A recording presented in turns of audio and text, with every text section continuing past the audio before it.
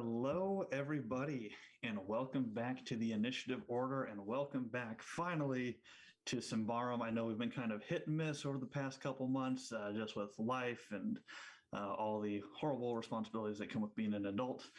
So thank you so much for being patient with us and sticking with us through life itself. My name's Nate, and I will be your game master for this journey. And today I'm joined by two of my incredible cast members here. And in a moment, we'll go ahead and let them introduce themselves. Unfortunately, most of our group is currently out dealing with various life things, but they'll all be back soon. They're all doing well, just very busy at the moment. Before I throw it over to my cast, though, let's go ahead and give our shout outs and thank yous to our wonderful sponsors and friends of the channel. Starting off with Session Zero Clothing. Session Zero creates some really cool TTRPG inspired streetwear. If you use code ORDER at checkout, you can get 15% off your purchase through them. Next up, we've got the master dice craftsmen themselves, Norse Foundry. They create some beautiful gemstone dice, metal dice, as well as a plethora of TTRPG accessories to help all your games. If you use code TIO, followed by the number 15, TO15 at checkout, you can get 15% off your purchase through them. And we've got another couple dice sponsors, starting off with Mithril Armory. They create some really cool, they got the puzzle, foldable D20s, they got sketch dice, they got all kinds of cool TTRPG goodies. If you use code INITIATIVE at checkout with them, you get 10% off your purchase. And we've got our very own Taryn, aka Valrook. She was the game master for Far Realms. She's also an incredible dice crafter as well, making some beautiful handmade dice through her company, Umbral Oculus Dice. So check them out. Use code INITIATIVE. You can get 10% off a full dice set through her website there. And we also have our wonderful GotDM Ray of Roaming Player Gear, who's created this really cool Dice Vault Dice Tower combo. If you use code Carnaby20, you can get 20% off that system. Check it out. Super cool. And last but not least, I want to mention that we are a proud ambassador for Jaspers Game Day this year. Jaspers Game Day is this wonderful charity raising funds through TTRPGs for suicide awareness and suicide prevention. So please check them out, donate what you can if you can. They're a phenomenal cause, and we're very happy to be partnered with them again this year. With that, let's go ahead and throw it over to my players. Let's go ahead and meet Royal first, please. Hello. What's up, everybody? My name is Lee Royal on all social media at RoyaltyNoY, and currently I am in Ireland, so you're going to see the sun shift because it is setting. The sun's getting real low, big fella. It is currently, I believe, like 8 o'clock or something over here. 8:12. So interesting time jump for me. I'm over here hanging out in the lands of Ireland. So yeah, if you want to see more information, check me out over at Instagram. That's where I post a lot of stuff, and or TikTok. Building up content right now. And if you're interested in seeing me stream, I'm also here on Twitch, all at RoyaltyNoY. I'm doing Far Cry 5 until I get to 6, and also been playing some Fallout 76. So tune in for that. Excellent. Thank you so much. And of course, our other player for today, let's go ahead and meet Coral. Hello, friends. My name's Coral Reefer. You can find me on the Twitches at twitch.tv/queerventuretime or on Twitter at QVenturetime, because Queer Venture Time is what? Too many characters. We're trans variety streamer, lots of chaos, wholesome vibes, unwholesome conversations. We just want you to feel like comfy and like you're with some friends and you're chilling. And yeah, we're playing lots of old school RuneScape right now. Yeah, reliving my 12-year-old like play RuneScape until 4 a.m. fantasies. So yeah, it's been a minute since I played RuneScape. Like, you know. Well, if you want to get back into it, you've got 2 people at least to play with. Excellent. All right. And with that, We'll go ahead and introduce our missing 3 players as well. Just shout them out really quick. Kelsey, she is one of our resident witches. You can find her on the Instagram at Tombs and Tomes. We also have our other resident witch, Keith, who plays Kovaan here on the stream. You can find him at I Am Not Kevin Bacon, as well as Aloha Oi 808 on Twitch as well. I know he does some streaming for Extra Life, so check that out. Give him some love, give him some support if you can. And of course, we have our wonderful friend Christine, aka Slumberjane, another Twitch streamer, and you can find her at Slumberjane all over the socials. So check them out if you want. Give them some support and love. They're all fantastic individuals. And with that, let's go ahead and dive back into the world of Symbaroum.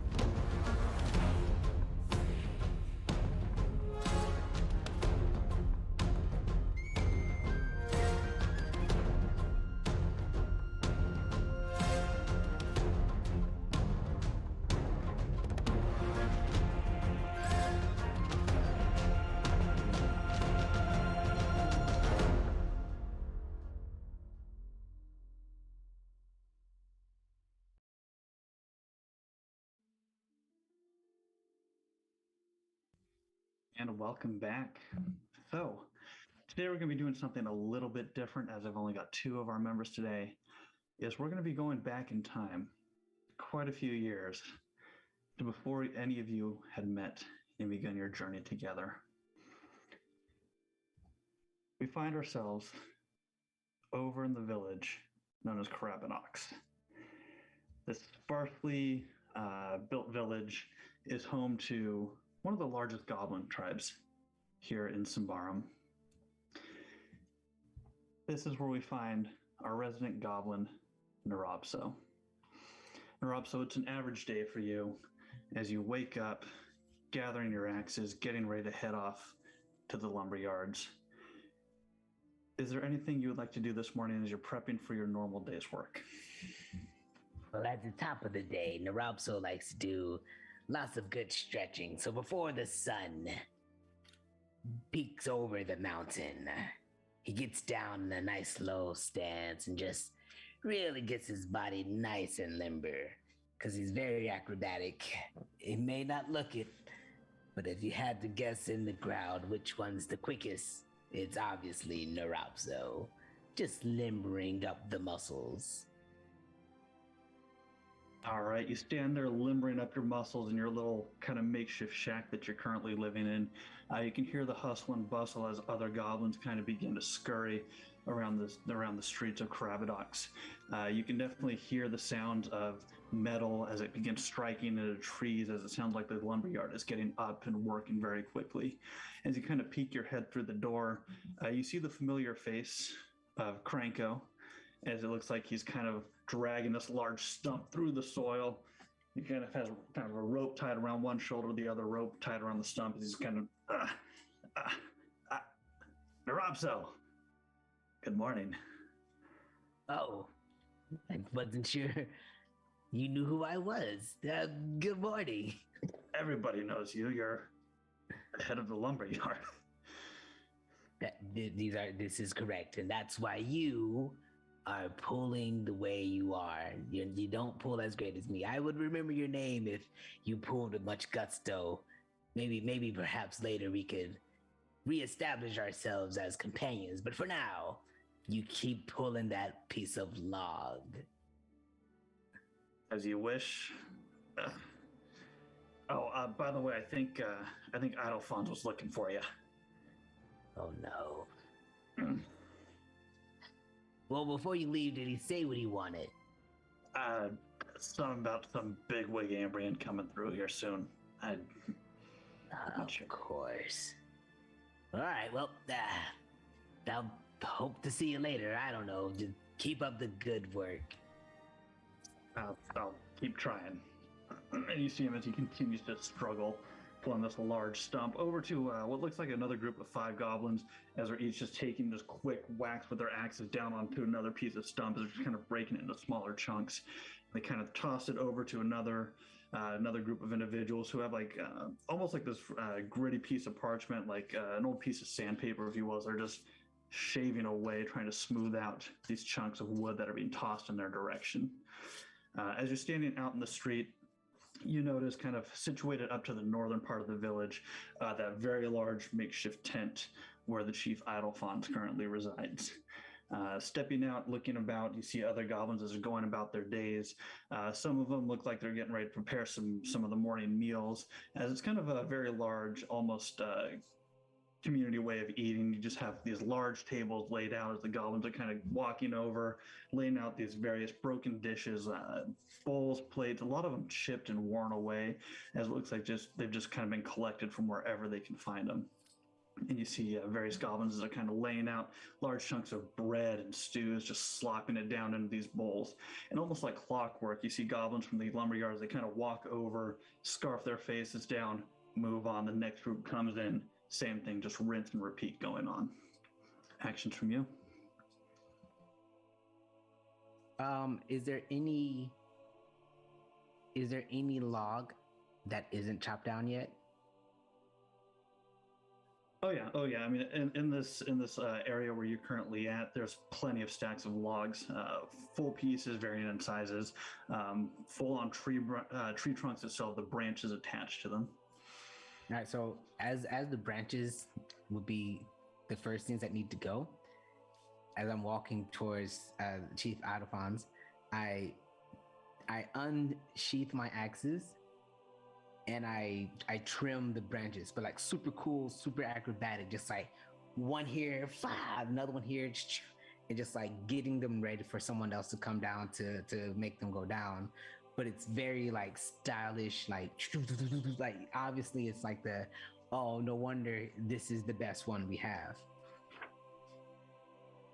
Gotcha. Just making an entire spectacle as you're kind of moving towards him, just slicing through the branches. And you see a lot of the goblins as they're kind of sitting there eating, they kind of stop for a moment and just observe what you're doing. And you see a couple of them as they kind of like stand up and just start applauding at the work that you're putting in. And as they're kind of standing there applying, you see another goblin kind of get up on the table. This one a little bit older. He's got some fairly nasty scarring going on his face and his head. He just goes, hey, eating back to work. We don't have time for shows. Nrobso. Yeah. Quit distracting the men. Come on. Well, I just wanted to give a dinner and a show. This is great work that I'm doing. It's not my fault that as I dazzle my skill, they can't help but stand in awe. Nrobso, you're here to train the men how to cut trees, not put on shows. Please. Well, as the best one that knows how to cut, what better way to show them than a first-hand experience?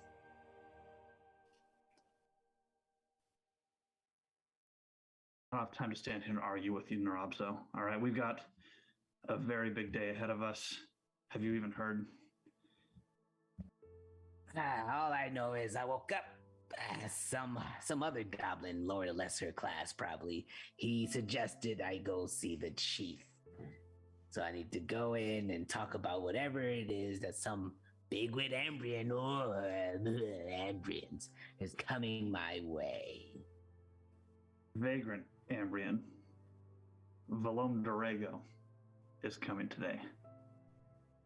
I don't know this Valem Dorego. What brings him to our nice little camp? I don't know the details. I was just told by Adolphons to make sure the place looks decent enough. And then Nrobso like snorts in a big loogie and just spits it like kind of on the sidewalk. Just, I think it looks just fine. We don't need to dazzle this place for any Ambrians. You good. Cover that shit up with dirt. Hide it as best you can. Look, I know you're not a fan of Ambrians, but they've paid us well for our work that we did in Thistlehold. We gotta show them at least a little bit of respect here. Come on. And then I lean in. But just imagine how much respect they should show us. Look, I'm just saying, you don't want to get on Idlefon's bad side again, so maybe just roll with it this time. Yaza. And I continue on to Idlefon's. All right, continuing on towards that large makeshift tent. You walk in, and you see this familiar long table with that kind of makeshift throne that's been built out of various large animal bones and hide kind of laid over the back. And sitting on this throne, you see this very, very plump, round goblin, a bit older than you, kind of balding at the top, but just strands of scraggly gray hair hanging down the sides almost to his shoulders, large pointed nose, a scar over his right eye. He's just kind of sitting there. Looks like he's reading over some parchments as he's kind of flipping through.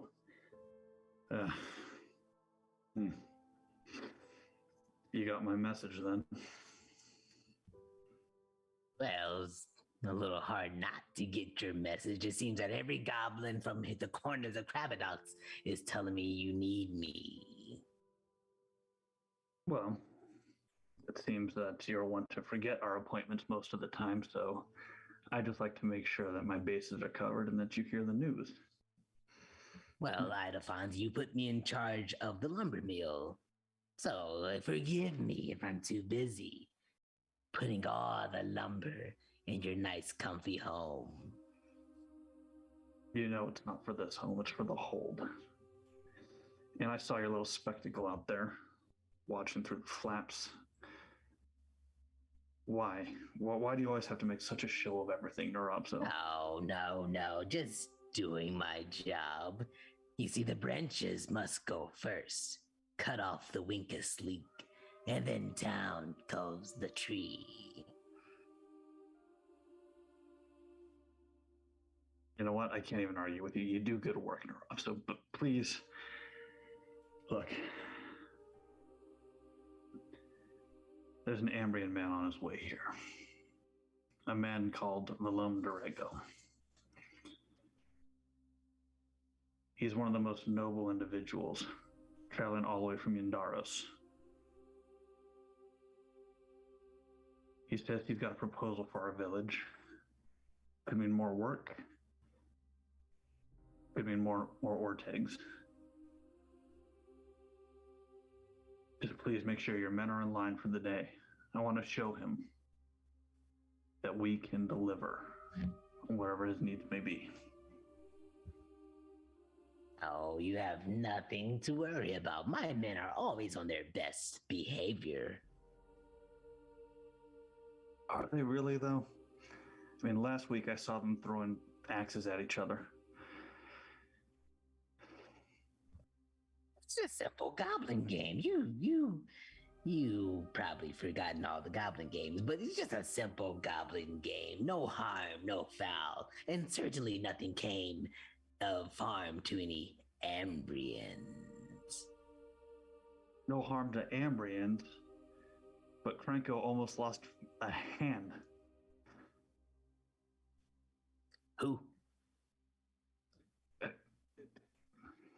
Never mind. Doesn't matter. Look, just please make sure your men are in line for today. Okay? Valom should be here within a few hours. Haze.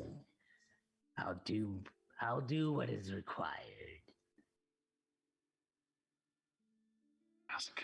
And please don't try to pull any of your regular bullshit this time.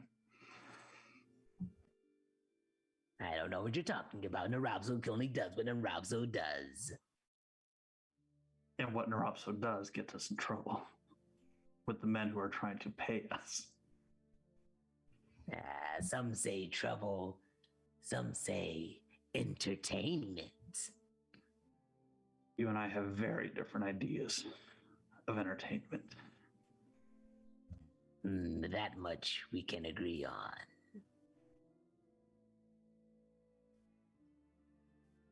All right.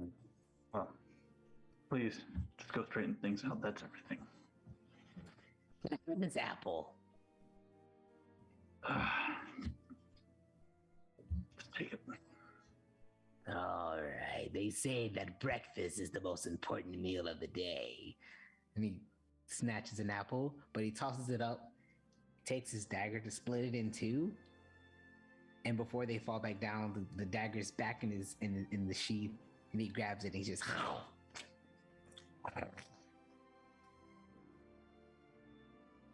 Go ahead, just for some flavor. Give me a quick check here to see how well you can pull this one off. It's just me making up stuff. I wonder how far I can go before Nate makes me. You got it. Let me find my quick. And this. 6 out of 15. 6 out of 15. And yeah, like a champ, man, just as you described, up in the air, slicing it in half perfectly, crunching down on this apple. As the juices are kind of running down your lips, Idlefon's just kind of glares in your direction, shaking his head. You see him kind of lean over towards, this time you see a larger ogre kind of just chilling in the tent with him. Kind of leans over and whispers something in his ear. Just kind of points out of the tent. With that, we're going to go ahead and head a few days south of Carabinox to the capital city known as Gendaros. This sprawling city broken down into various districts, some significantly nicer than others. We find ourselves in the Slum District, deep underground, in a hidden tunnel system. Aggie, you find yourself in this large circular stone chamber. Situated towards the back of this chamber is an individual sitting on a simple wooden chair, their face covered up by this metallic rose mask. The metal has just been twisted so perfectly, creating this beautiful, pristine rose, painted black as it just covers this individual's entire face. Hood pulled up over and a black cloak covering the rest of their body. In this room, you find yourself with 10 other individuals as they're all kind of just sitting on their hands and knees in front of this seated individual. This chamber is very dark and damp. The only light coming from a few torches lit, giving off just a very, very dim glow to this entire room. This individual just kind of stands and they begin walking between the lines of individuals. And you see this individual as they kind of reach into their robes and pull out small scrolls and begin placing them down. They walk up to you, reaching into their sleeve, pulling out a scroll, and placing it down in front of you. You know this to be your next assignment. And the individual turns and takes their seat once more. Looking about, you see the other members of your guild as they all kind of begin to stand, opening up their scrolls. What would you like to do? I'd like to do the same. Okay. Standing up, opening your scroll, you see that your next target is an individual simply known as Lord Cyan. He's overseeing a construction project in the Temple District, which you know to be on the opposite side of the capital city where you're currently at. The details say, kill, don't get caught. Whatever means necessary.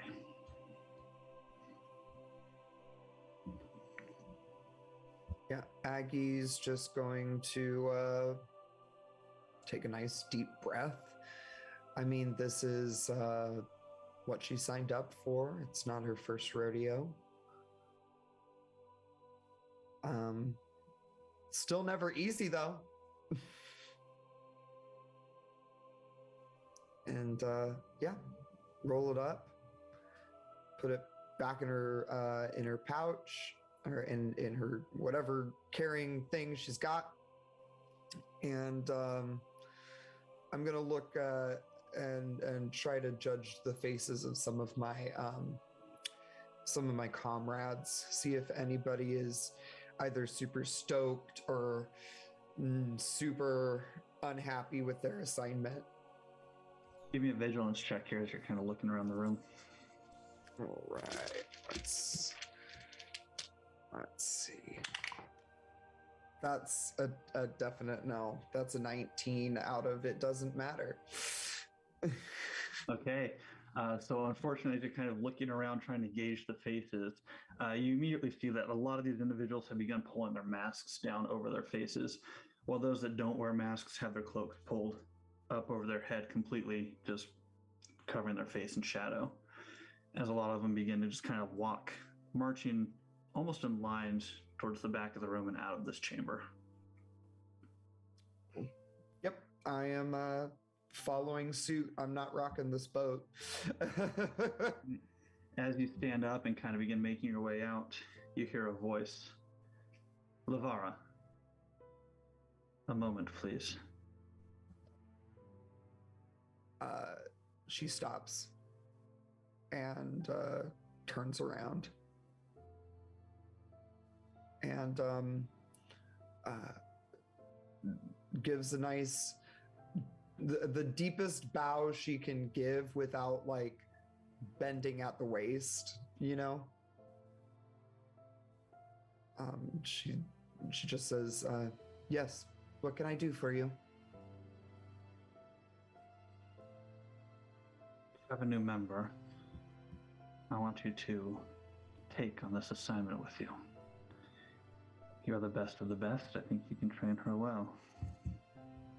And she kind of snaps her fingers. And this hidden passageway opens up from one of the stone walls. A bit of it just kind of slides over. And this young woman comes walking in. As you're kind of looking towards her, you see she's wearing just some basic dark leathers and a dark black cloak that you recognize has been given to her from the guild. She currently has it not covering her face. As you're looking at her head, you can see that her skin is this very pale grayish color to it. You can see that a lot of her teeth have begun to kind of rot away. And looking towards her eyes, they're open, but as you're kind of staring into them, it's almost like there's no life behind them. She's got her dark brown hair just kind of pulled up into a tight ponytail, and she's just kind of standing there looking in your direction. Lavara, this is Lainey, the new initiate. Show her the ropes. Let her make the kill if you want, but teach her well.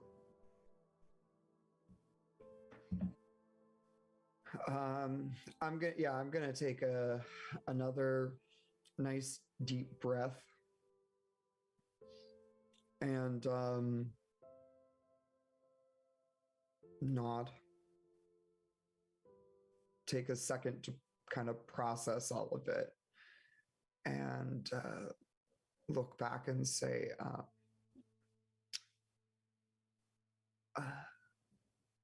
my liege, though I am enormously flattered by the compliment,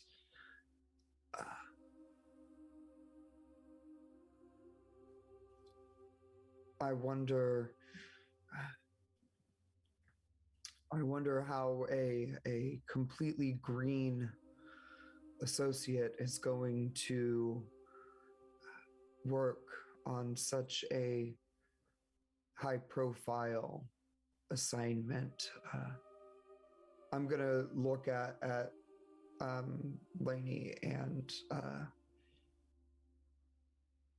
not like threatening or anything, not trying to be like rude, just trying to get down to business. And she's just gonna be like, how many lives have ended from your knife?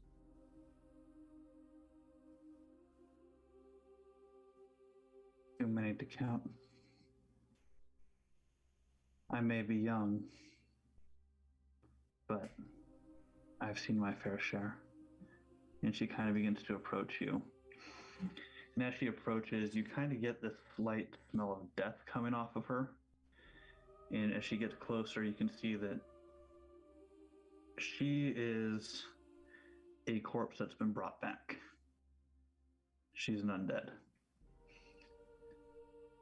I fought for my life many, many years ago, slaughtering Ambrians left and right.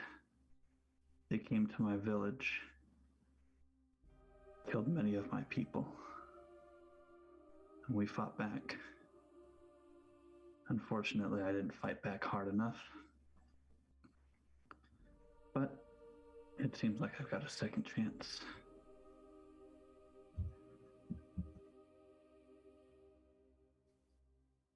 I'm just going to go ahead and give a good smile. Look back and say, so she's not as green as you told me. I didn't say she's never killed. I said she was new to our guild. This is true. I apologize for omitting such an important detail. Don't tell me your senses are slipping, Aggie. No. Not yet, at least. I'm going to look back at Lainey and just say, well, first things first is we usually keep those hoods up as she goes and pulls her own up and starts to leave. Lainey, in turn, pulls hers up as well, and following right behind you. And before I leave, I definitely give a nice bow again. Respect to the bitch who pays the bills. And the individual doesn't even really acknowledge it. They simply go back to their seated position, just staring into this open chamber. Cool. I did it. You begin exiting through the chamber, through the large kind of stone archway, heading through the dark and damp tunnels. You're definitely hit with the stench of slight sewage as you're kind of maneuvering your way through the underground. You make your way through the twists and turns, eventually coming to a small staircase leading up. As you kind of approach the top of the stairs, you see just a simple wooden cellar door. Push it open, and you find yourselves out on the streets in the Slum District, in some discreet little alleyway that it seems like people are just passing by left and right, paying no mind. Lainey right behind you. Actions are yours. Great. So yeah, first things first. We just go. We're gonna go straight to Aggie's favorite apothecary. Excellent. Okay. So you begin making your way over towards one of the other districts where the marketplace kind of lies, heading towards. And on the way, I have to say that Aggie absolutely looks at Lainey and does the whole, like, I have a friend that I want to introduce you to, like in all of the action movies when you're about to go get equipped, right? Excellent. Lady just kind of looks towards you and gives a slight nod as the two of you, cloaks up, begin making your way through the streets towards the Southern Artisans District, kind of the marketplace area of Gendaros. As you're making your way over there, we'll jump back over towards Carabinox and Nrobso. Nrobso, you know this individual is coming. You exit out of the tent. You see a lot of the goblins kind of chopping away at trees, scarfing down their breakfast still. You've been given your directions to make this place look as best you can for this Ambrian individual who is coming your way. Actions are yours. What would you like to do? Oh boy. Men, colleagues, gather around for this impromptu speech.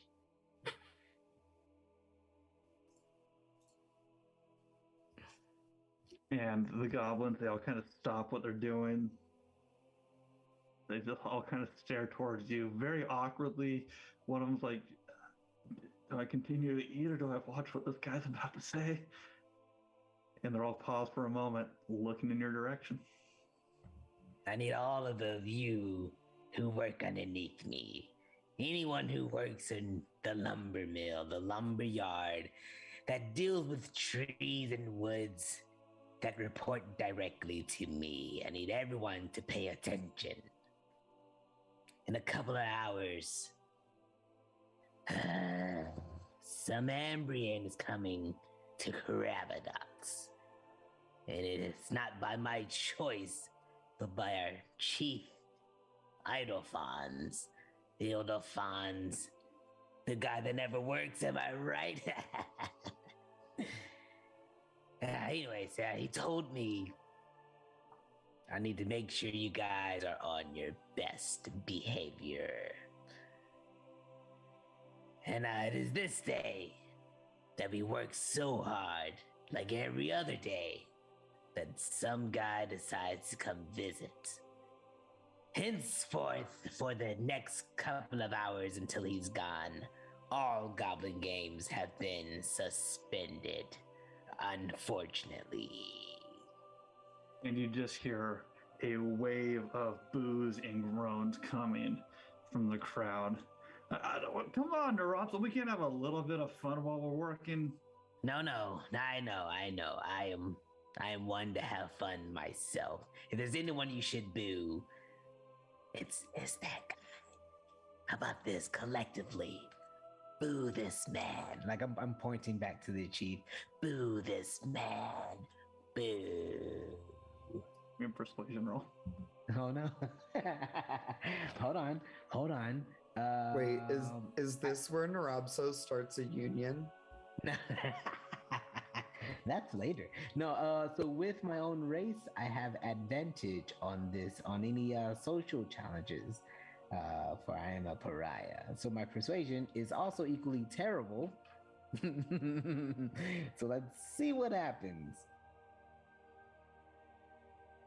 We got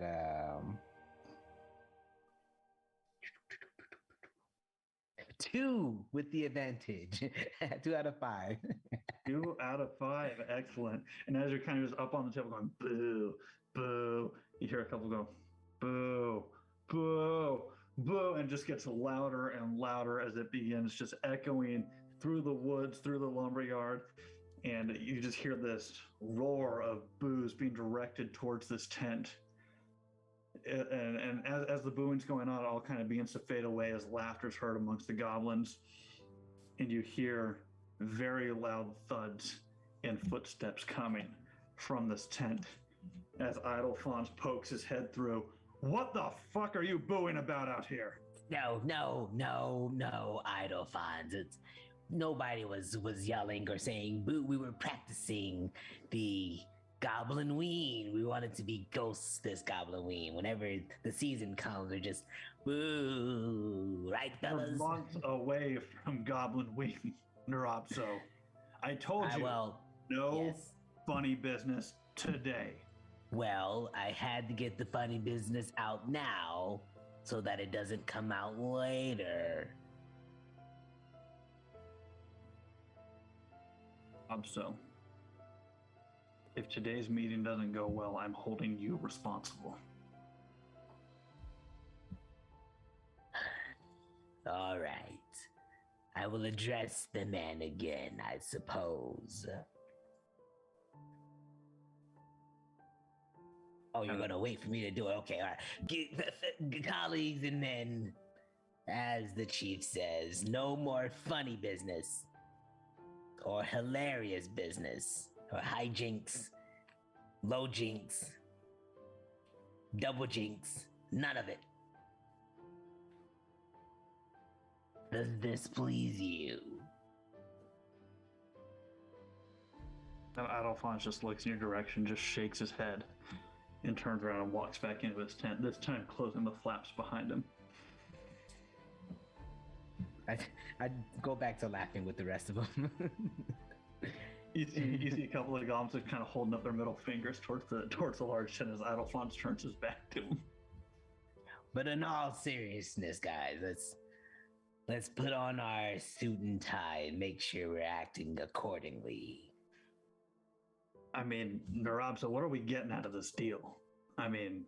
Oh, well, supposedly this bigwit Ambrian comes with the potential of more work and more tags, which equally means more pay and perhaps a more comfortable life for the chief back there. But nonetheless, more work is always good for our long being.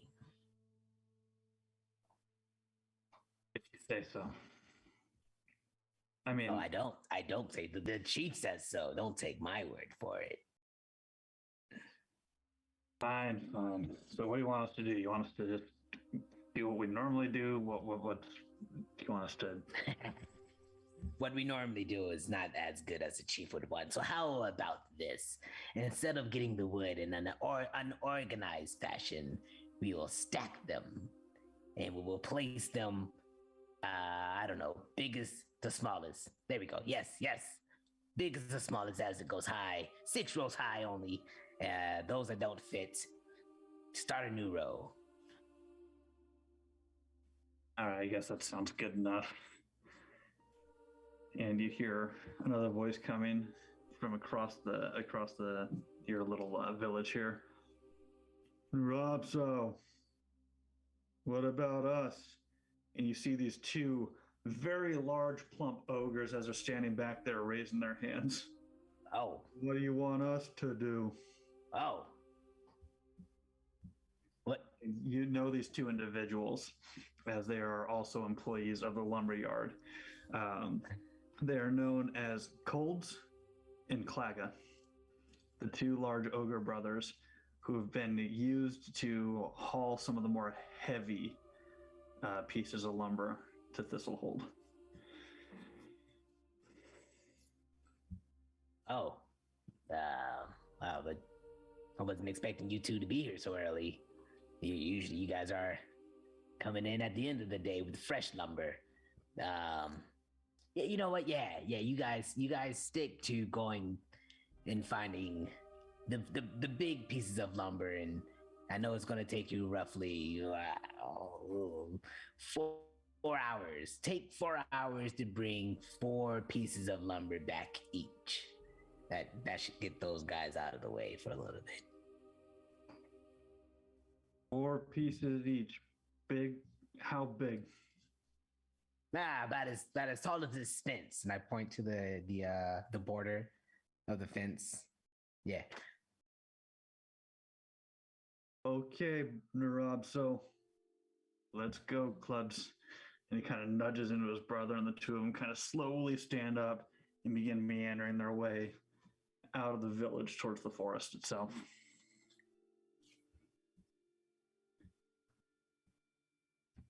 Your employees spend the majority of the day organizing the lumber, as you requested, smallest to biggest, organizing it into much neater piles, tied up a bit, so it's not just kind of sliding off itself all over the place.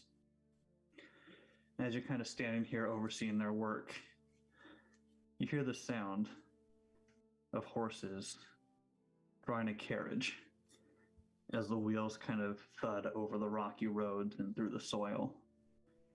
And you look out towards your main village gate, and you see this large, very ornate carriage being pulled by these very pristine, well taken care of horses. Both of them black as night, their manes very, very shiny. Their hooves, even though they're stomping through the soil, as they lift them up, you can see that their hooves don't seem to, the soil doesn't seem to cling to them, almost like they've been treated with something that just lets the soil kind of slop right off of them. Walking in front of this carriage, you see a couple Ambrian guards wearing simple plate mail, very large long swords at their sides, shields on their back, as they begin approaching the gates here. Anything you would like to do as you see them heading your way? I'm like leaning against one of the pillars, just arms crossed, not with an attitude, but just kind of looking at them like the good old Wild West stare, and kind of just give them a nod. And as they kind of walk by you, one of them just kind of stops and looks down towards you. Hey, stand at attention. Yeah, you. Does someone need my attention? Show some respect, would you? Stand straight. Well, that's very presumptuous of you to assume that I'm not already standing straight. What if I have osteoporosis? Persuasion roll, if you will. Oh no, disadvantage. That's an 18. Well, then maybe I can help you straighten out your back. He kind of begins cracking his knuckles. Stand straight and show some damn respect. I very slowly, from like the lean, slowly get up, put my heels together. Top of the morning to ya. Thank you. Bring him in. And the two guards, they kind of stand out to the side and they let the carriage get drawn into the center of your village. And the horses kind of stop dead center right in front of Idlefon's tent. The back of the carriage, the flaps fling open, and this young Ambrian man comes stepping out. This guy looks to be probably about early 20s or so, shaggy brown hair, almost like a bowl cut, just kind of swaying in the wind.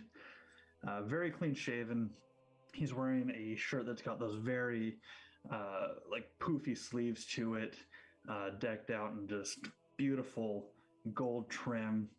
The color of the shirt itself is like this beautiful deep burgundy color. Simple black pants, and his boots pulled up to his knee. His boots are incredibly shiny. And as he kind of like gets down to the bottom step of his carriage, you see him kind of looking down towards the ground, and you, excuse me, pointing towards one of his guards.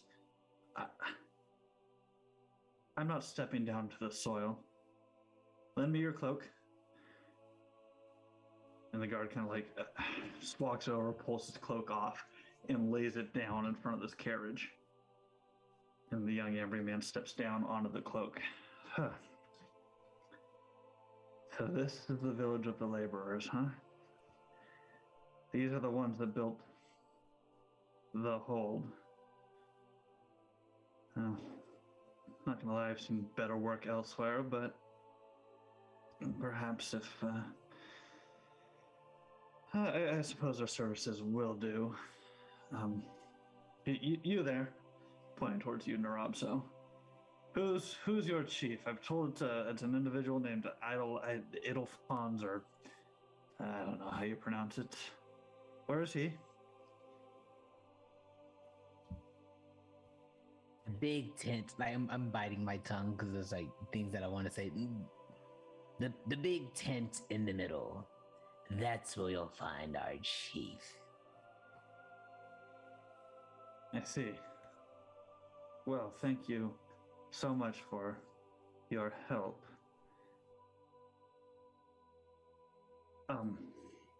You there? And the other guard comes walking over. Lay your cloak down, come on. I'm not going to step in the soil here. And you see the other guard kind of take his cloak off, laying it down in the soil. And the young Ambria man steps onto that one. And they almost take turns just laying their cloaks out in front of each other, just making a pathway straight up to this large tent as this Ambria man is just kind of walking on it. As he's kind of, with each step, you see him kind of looking down towards his boots, almost cringing every time it gets just even within like 6 inches of touching the soil. He's just like, ugh. And he's just kind of like looking around at all the goblins around him. He just shakes his head at each and every one of them as he makes his way over to the large flaps of Idelfons' tent. And they open up and Idelfons stands there. Ah, Lord Dorego, it's an honor to have you here. And you hear Dorego go, I'm sure it is quite an honor for you lot out here. You are the one known as Idelfons, yes? It's me. Oh. Is this the only meeting place that you have, or is there somewhere a bit less, dusty?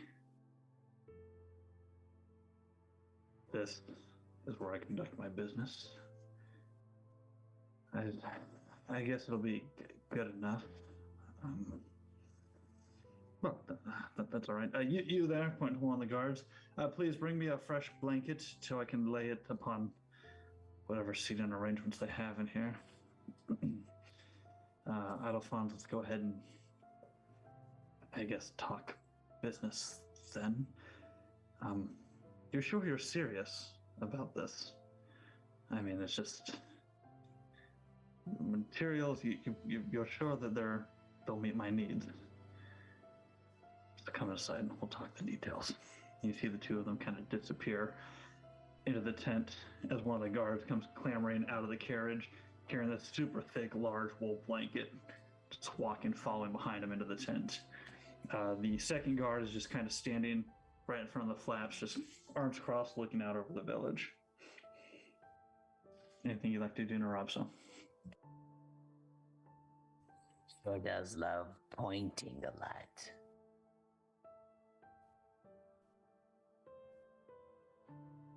One more time for me? He sure does love pointing a lot. And I kind of just go back to minding my business. Okay. Excellent. As that meeting is taking place, Nrobso, you're just kind of hanging out outside the tent. We'll jump back over to the streets of Gendaros. Before we jump into this, can I just make 2 comments on what I just watched? The first thing, so excited to kill this fucking dude. Oh God, thank you. This is gonna be a real cathartic. Second thing, also very excited to know that osteoporosis has been discovered and diagnosed in the world of Symbaroum. So there we go. Love it. Yes, Nrobso, you are expanding the medical field here in Symbaroum, slowly but surely. Y'all, who would have thought that Nrobso would end up being a medical genius, right? It's Dr. Nrobso. All right. So, Aggie, you and Lainey making your way through the capital city of Gendaros. This area, as you're kind of maneuvering your way through the slums, you can tell that these buildings they look still significantly more sturdy than those of Thistlehold, even kind of the more poor district here. Large stone wooden buildings with wooden supports kind of helping to hold up all four corners. Walking through this area, you continue on. You know that moving towards the west of Gendaros, you'll kind of start heading towards the temple district on the far side, but in the middle is where the southern artisan square is located. And that's where you'll know the apothecary is at, which you wish to visit. Making your way through the streets, out of the slum district, you see that the streets themselves kind of go from this kind of broken cobblestone path to a much more pristine stone walkway. The stones themselves are almost a beautiful white color, and you see individuals as they're kind of like going through and very, very methodically cleaning the stones, just stone by stone on the walkway itself. And as you're kind of maneuvering your way through this area, these buildings down here made of that same beautiful white stone. You're seeing buildings that go on 4, 5, 6 stories high even in this area. Looking kind of... Aggie definitely, like, if Aggie is top in the guild, Aggie 100% commutes to the slums from work, but she lives and pays rent here. For sure. So you kind of begin making your way through the laborers district, heading towards the artisans district. Walking through, you see a couple individuals as they kind of ignore you for a moment, but Lainey following right behind you, they kind of stop and look in her direction. And they pause for a moment, they kind of whisper to each other a little bit, just kind of continue walking on in their days. Lainey following right on your heels, hood pulled over still, kind of keeping her face just down towards the floor. Any actions from you as you're walking into the apothecary? I definitely take note of people taking note of Lainey. And yeah, I just kind of mutter under my breath to her and just say,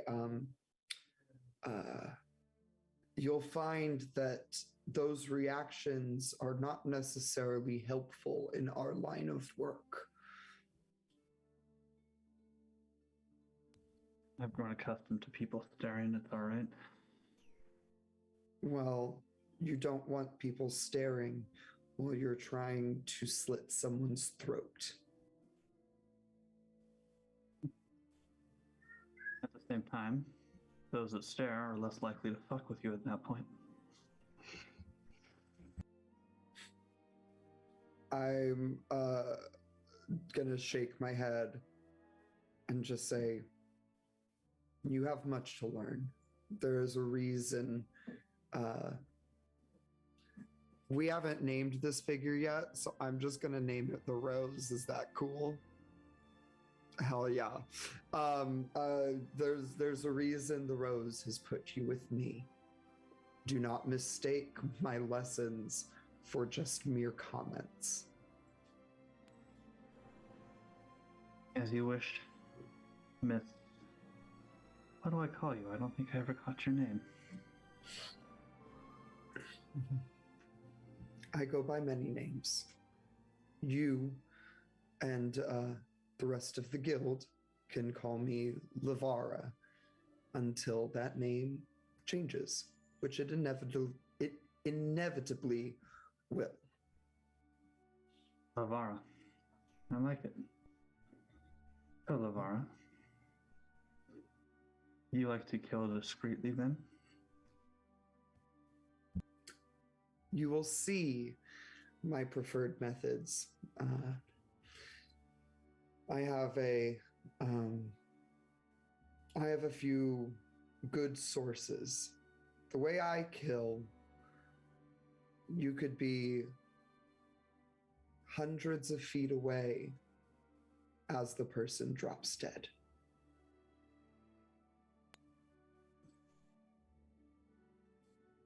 I'm interested to see these ways. Like I said, I had to fight for my survival. I didn't care who saw who I killed. So forgive me if I'm a bit of a slow learner. I'm more of one to just jump into the action. Yes.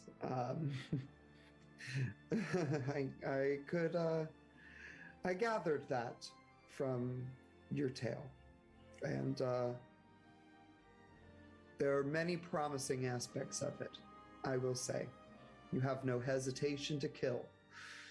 That is often the very first hurdle. However, you are the first person I've seen whose lack of hesitation to kill has almost overextended into an open willingness to kill without any regard to who sees. And that is a bit more difficult to work with. Also, hello, Raiders. Welcome on in. Thanks for hanging out with us. Well, hello. Thank you so much for joining us. Greatly, greatly appreciate the support. And Lainey just kind of looks up towards you. This place that we're going to, what will we find there? This apothecary, you call it. Well, you'll see in just a moment. Because this conversation has taken so long, we probably are almost there. And so, she's just gonna, the rest of the walk is just gonna be like, just take it all in. Just observe. Do as I do, you know? And then, we're gonna get there. In my brain, it's a curtain situation, very beads, that whole thing. Go in and I walk in and I've obviously been here many times, regular customer, but the apothecary, I don't think.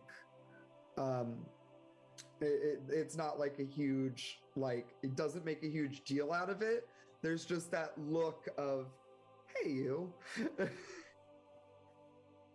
And she exchanged it. Okay, perfect. So walking in to this almost nondescript little brick building that's just kind of sitting off on the corner of one of the main streets here in the Artisans District. Pulling over the curtains, walking through the beaded door, you enter in, and you see the familiar face of a young Ambrian man, who you know as Thomas. And he's looks like he's counting some coins up in a small little lockbox, and finishing up with another customer as he hands him a small little box. Just says, "Thank you so much, please come again." Well, good afternoon. Out of supplies already, are we? Oh, I don't know if I'd say we're out of supplies, but more we've got I'm in need of some specific tools. I wonder if we might be able to have a conversation a bit more privately. I see. And, gesturing towards Lainey, this one's with you? Yes. Very well. One moment. He kind of walks out from behind the counter, going over, and he kind of pulls the curtains tight in front of the doors and kind of ties them up a little bit. All right. What are we after? And it's at that point that she's going to remove her hood And I'll gesture to Lainey to do the same. Lainey hesitates for a moment, but eventually pulls her hood down. Oh my. You're I'm undead. Yes. I died and now I'm back. Apologies. You were saying? Yes. Now, luckily, I do have some more of my usual fare, but as you see, my new associate can have a little bit of a tendency for drawing unwanted attention. As we were walking, we were already drawing eyes and stares, and I'm sure you know that's not how I prefer to operate. I, unfortunately, have no expertise. I come here because you are a trusted colleague, and I'm asking if there's anything that you can help us out with. Is there anything to cover up the smell, to cover up just the feeling?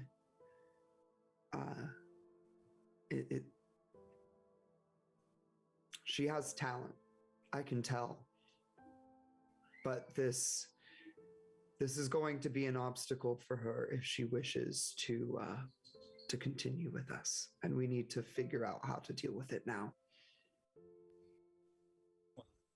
I don't know that I can exactly give her more life, but the cosmetics I believe I can help with. One moment, he kind of goes back into a small closet situated towards the back of the area.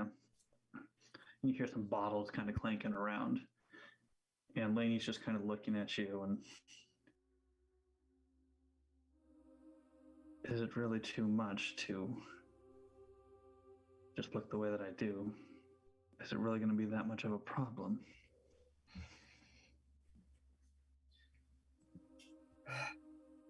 Unfortunately, yes.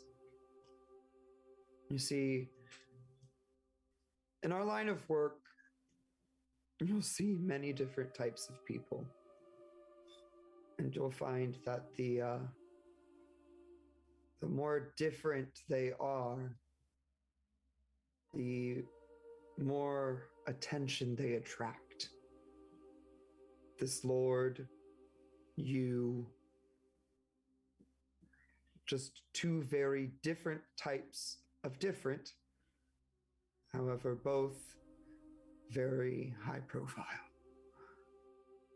The best thing to do in this work is to try to blend in with everybody else as much as humanly or inhumanly possible. I enjoy smelling of death. It makes my targets uncomfortable in their final moments. And she just kind of smiles towards you. But, like you said, the rose has put me with you, and I was told to follow your directions. So I'll play along for now. When she says, I enjoy smelling of death because my victim, like, on that, Aggie 100%, like, she gets a little smirk and her eyebrows raise. And she just replies, you're a very, very interesting one. I wonder if the rose didn't put us together so we could teach each other a few things. And at this time, Thomas comes walking out of the back. He's got the small little crate with him. He kind of sets it down on the counter. All right, young lady, please come up here. And Lainey will, she approaches the counter, and Thomas pulls out a small vial. And a very strong lavender perfume should help cover up your rather pungent scent. No offense. I know it's something you can't help, but and then he kind of begins digging through a bit more. This powder here, it's a little old, but it should still work. And kind of takes up a little like hand sponge and kind of puts it in the powder and kind of begins dabbing her face a little bit. This should at least bring a little bit more color to your skin. You might want to keep your mouth closed. I don't think I can quite fix your whole dental situation you got going on there. Lots of Aggie she's gonna chuckle. But you may, if you want, I know a couple individuals who I could probably get a false set of teeth made up. I don't have any right now on me, but if that's something you wish to procure in the future, just let me know.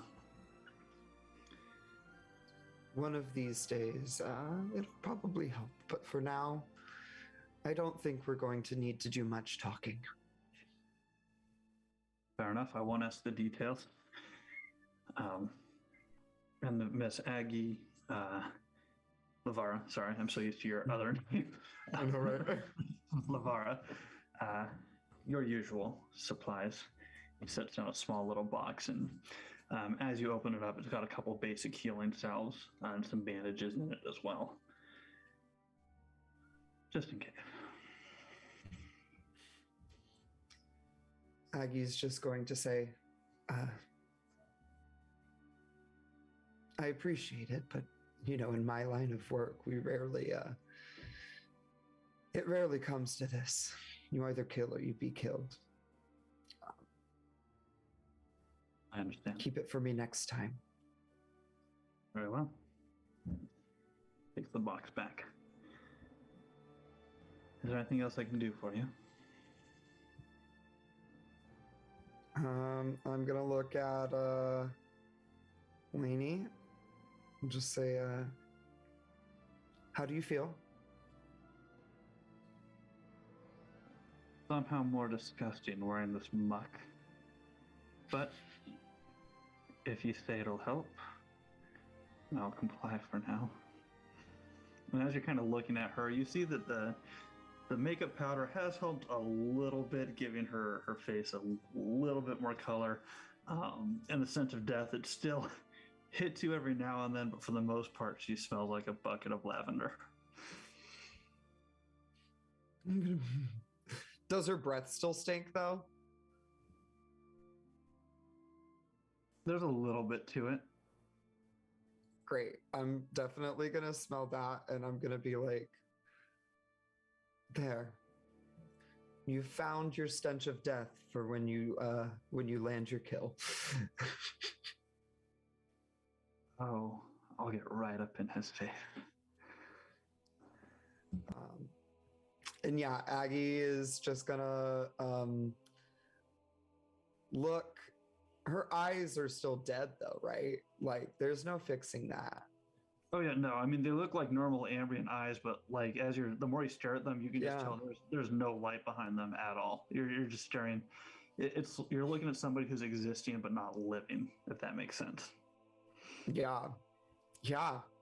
Ooh, girl, I wasn't expecting this to turn into some like closeted trans metaphor. Like, no matter what you do, you can't pretend to be something you're not. Like, I'm gonna start crying over here because I tried to put makeup on a zombie. Like, what the hell? Yeah, no, great.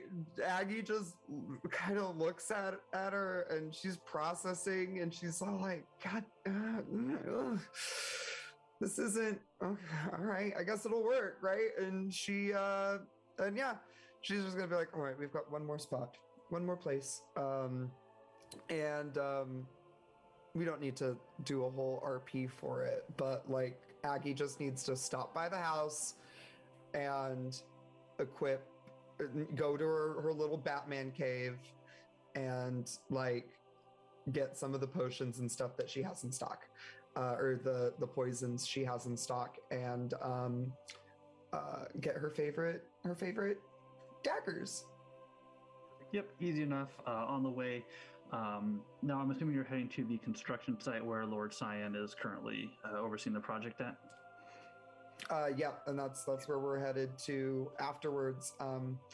If there's any extra information that we can get on the target, Aggie does like to do her research before she strikes because she is thorough like that. But she knows that the hits usually come with a sense of urgency, especially if they're being given to her. Sure, for sure. Okay, easy enough. So you gather your supplies, equipping yourself up, making your way over towards the construction site at the Sun Temple. Back over at the Carabinox, Nrobso, as you're kind of standing outside the tent, you begin to hear a little bit of commotion coming from inside. And you hear, Idlefonds, this offer is a fucking joke. You told me that your people were the best at construction, and these plans that you're showing me, these are nothing. I can find so much better back in the capital. We're done here. We're done. And you hear Idlefonds just, please, we need the work. We need the money. Please, just give us a chance.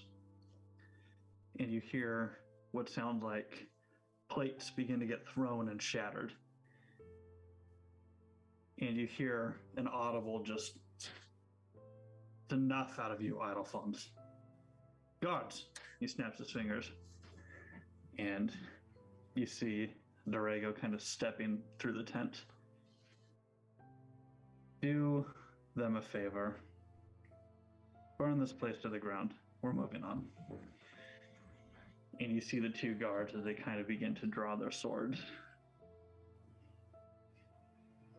And Dorego standing there in between them.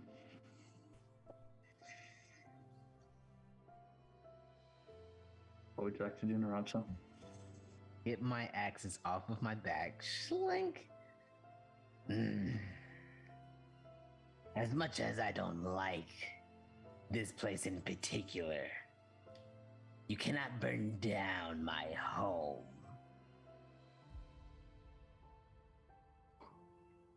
And Dorego just looks towards you, just smirking. And with that, we're going to go ahead and jump to a quick break. So, thank you all so much for sticking with us for the first half of today's journey. We will see you all back here in about 5-10 minutes or so. Stretch, get hydrated, do what you got to do, and we will see you all back here soon.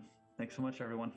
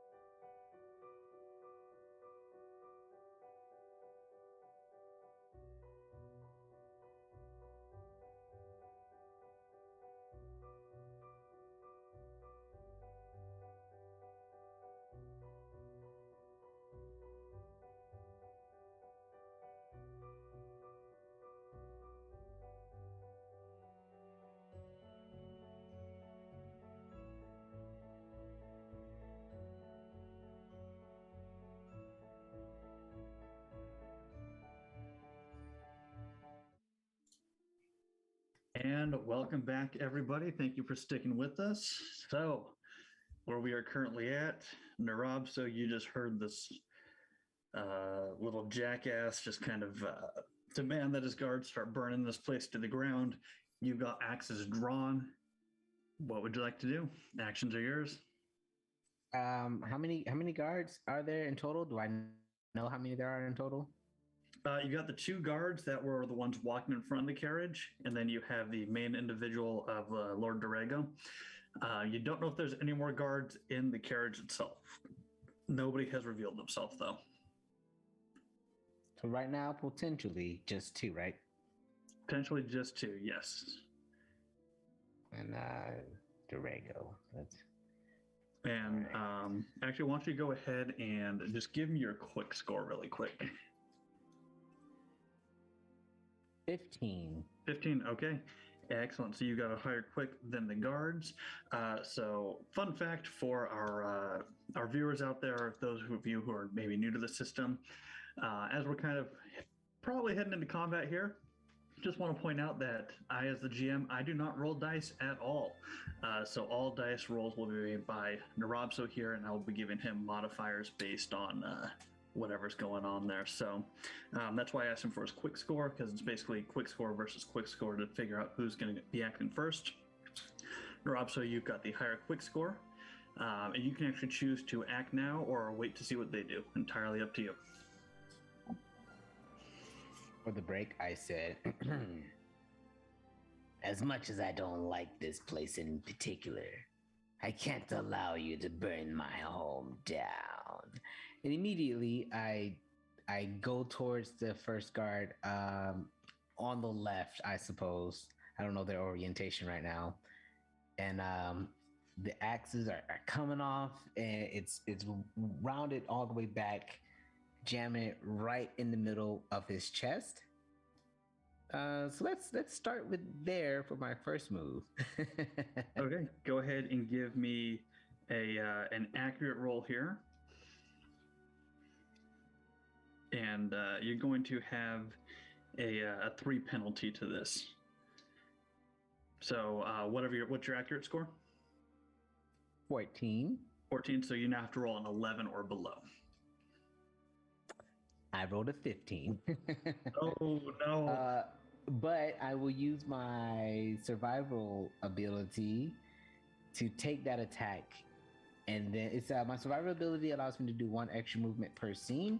So right after that axe goes in, I immediately retreat back out of distance.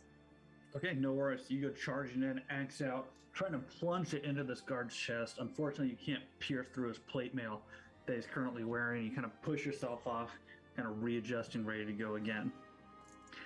Next up, that guard, he's going to stay focused on you.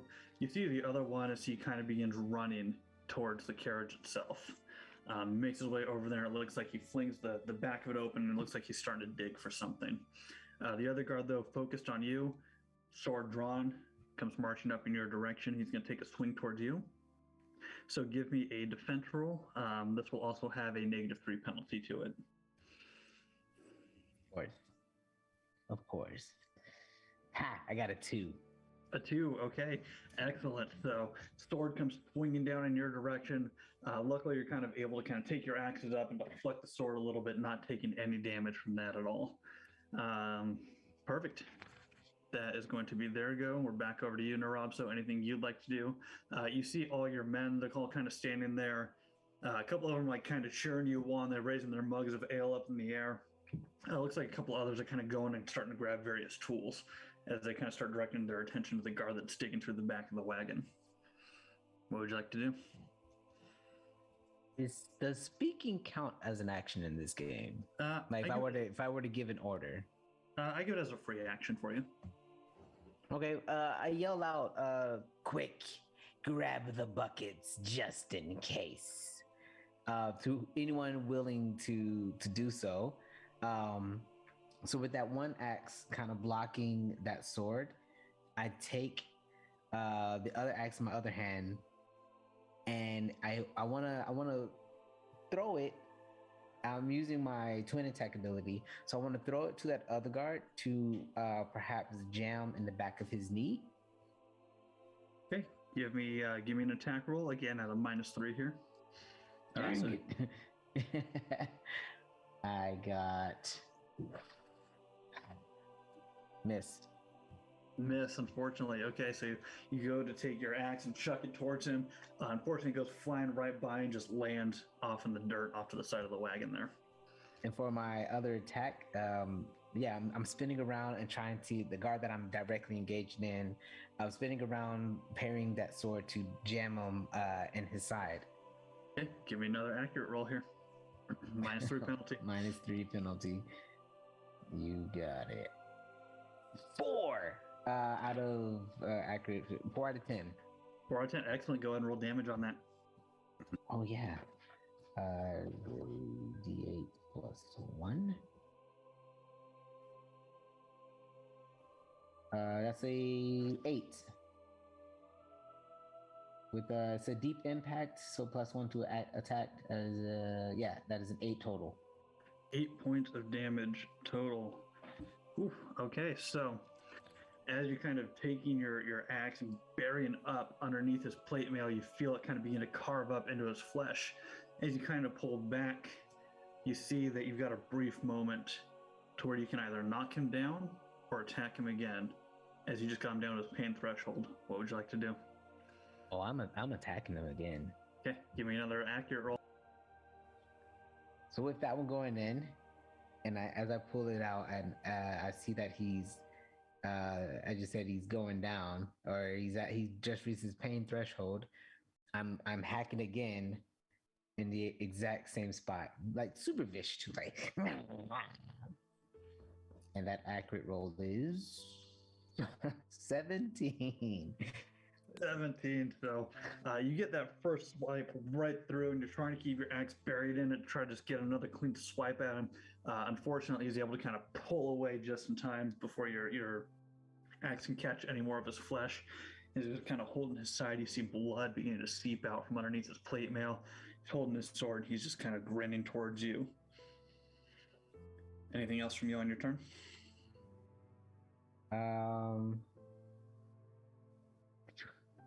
That with my movement, I wanna get closer to the guy that's going in the back of the I want to see what he's doing. So yeah, I want to approach him. Oh, hold on. No, nothing for me. I don't want to give an opportunity of attack. Stand where you're at then. Okay. So as this guard's kind of clutching his side, he takes the sword up once again, swinging down towards you. Give me a defense roll at a -3. -3, that makes that 17. 17. My defense is, yeah, you got me. Okay.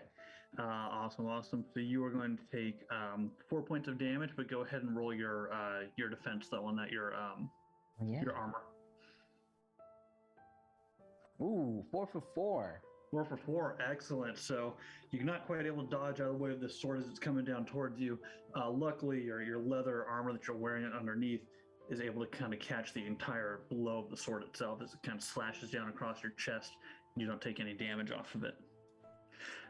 The other guard, you see him kind of pop up from out of the wagon, and he appears to be holding a torch in his hand. And he's looking for, he's got a torch in one hand, some flint in the other, and begins striking it as he's trying to light this torch up. All around you, you see your men as they're kind of dropping their weapons and just grabbing as many buckets as they can find as they all begin to prepare for whatever you'd like them to do next. Dorego, at this point, you see him as he's kind of like staring off and looking at what's happening. He begins running towards the wagon and just climbing up towards the top of this wagon. So he's kind of running in between the horses, climbing up the front of this wagon, just trying to get off the ground as quickly as he can. Before we go back over to you, Nrobso, we're going to jump back over to the capital here, where Miss Lavara and Elaney, where I'm going to put you is you, at this point, gathered your materials, equipped yourselves up. You're now currently over in the Temple District. As you approach, you do see a large corner of this area is almost like it's taped off, like it's a large construction site. You see large wooden beams that are kind of being used as a makeshift hoists and pulleys, various ropes kind of dangling all over the place, and you see about 5 individuals as they're all kind of tossing large boulders between each other, picking up various pieces of wood, hammering away, malleting, looking like they're building some kind of new temple in this area. You would know that the target you are looking for, Lord Cyan, is probably a man in about his 40s to 50s, completely bald, large gray handlebar mustache. He is the one who is overseeing the project. The actions are yours. What would you like to do as you approach this area? Oh, I didn't realize that they are different people. Okay. Yeah, well, job's job. And Coral also doesn't know anything that happened, or the character doesn't know anything that happened with Nrobso. So I'll just have to metagame that I helped kill them later. But all right, yeah, I'm gonna start looking around, trying to be as inconspicuous as possible, doing my best to kind of listen in on conversations. If you want me to make a vigilance check for that, I assume. Let's start off with a discreet check as you're kind of sneaking your way through this area. I will give you I'll give you a +2 to this, as the individuals are all kind of busy working away at what they're doing, not really focusing on anybody who's in the area. So your base will increase by 2. Sweet. That is a 10 out of now 16. 10 out of 16, easy enough. So you begin kind of maneuvering your way through the construction site, kind of hiding behind the various piles of boulders and lumber that they have lying about. Go ahead and give me a vigilance check now to see if you can listen in on anything.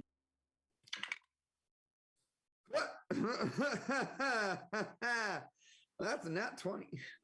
Oh, natural 20.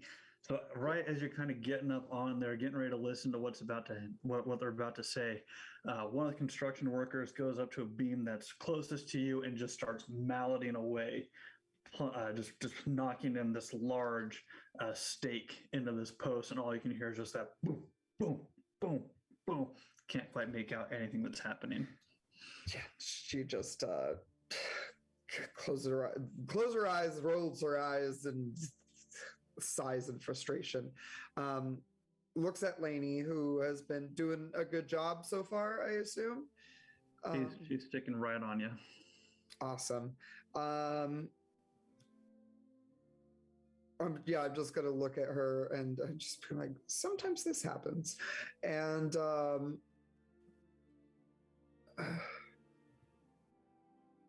new approach. Sometimes you need to go with a backup. And I'm going to look for a nice tent. Give me... Actually, no, this is a fairly wide open area. As you're kind of looking around, you're not seeing anything that would probably be like an office type tent set up anywhere.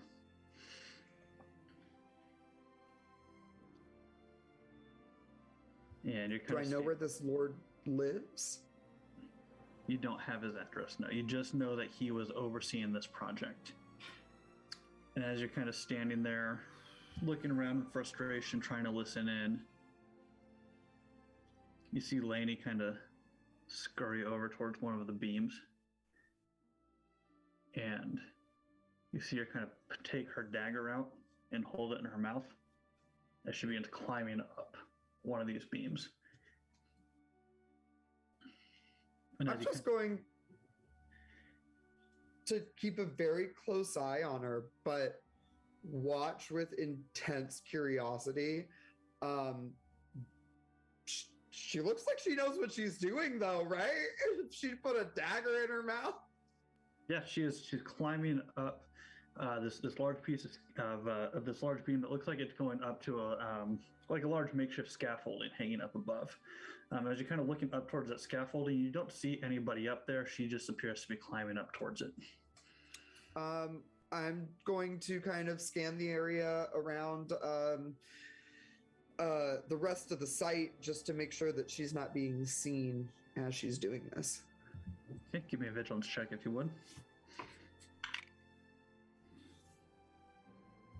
No. LeVar's eyes are going on her. You, unfortunately, you see the 5 construction workers who are kind of in your immediate vicinity, looking about. They're not paying attention to her, but you're not really noticing anybody else at this point. So, okay. Yeah, I'm gonna keep a close eye on her. Watch what she does because she apparently has a plan in mind. If I'm getting far away from her, or if she's getting far away from me, I will follow her stealthily. Okay, no worries. So she gets to the top of the beam, and you can see her standing up on the scaffolding, and she kind of pulls the dagger out of her mouth, and she's just kind of looking around, almost trying to get an aerial view, it looks like, of this area. She kind of meets eyes with you for a moment and continues to look. And then she kind of points a little bit more south in this area.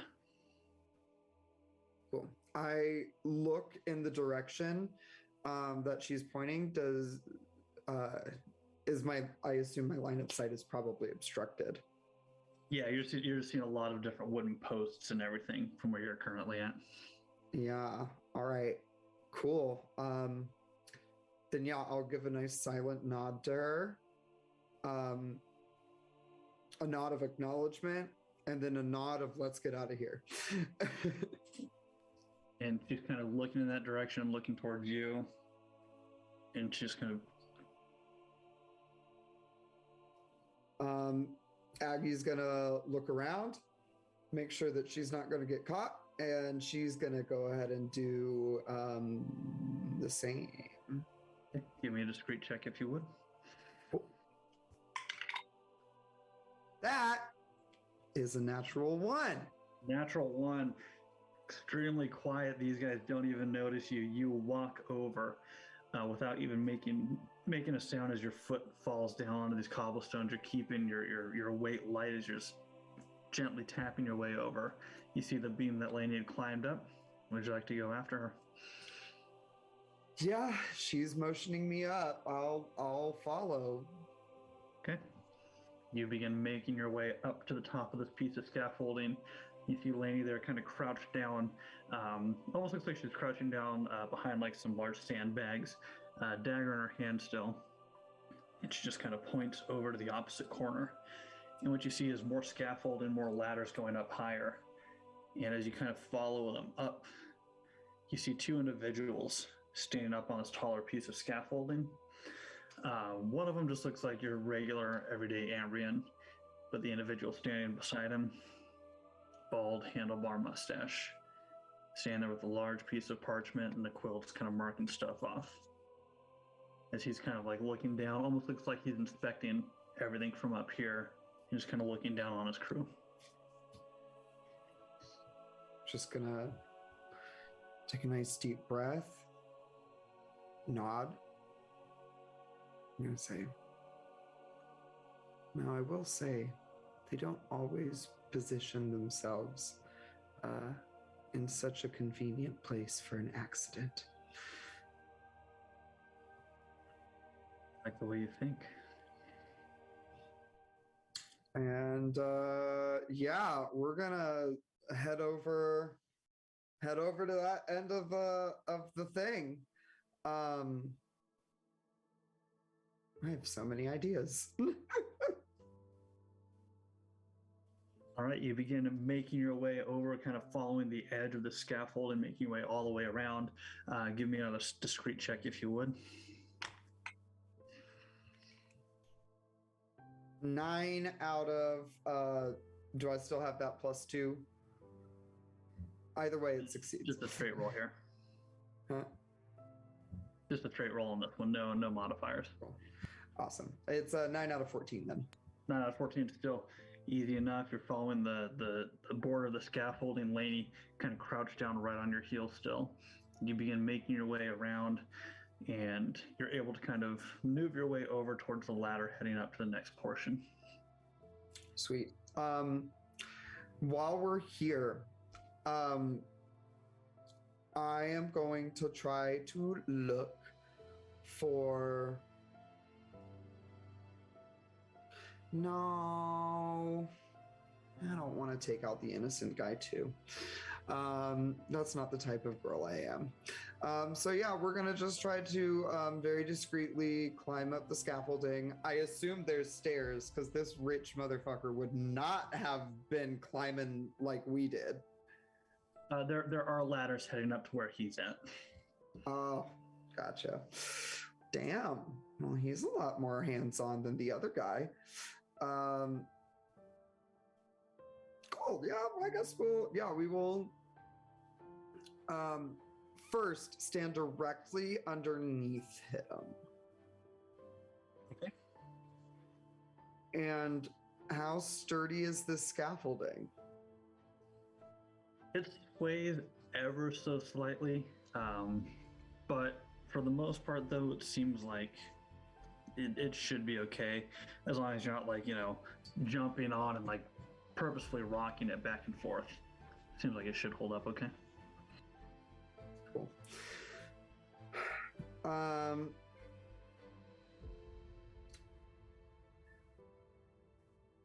Is there there's only how many ladders are there up to this guy?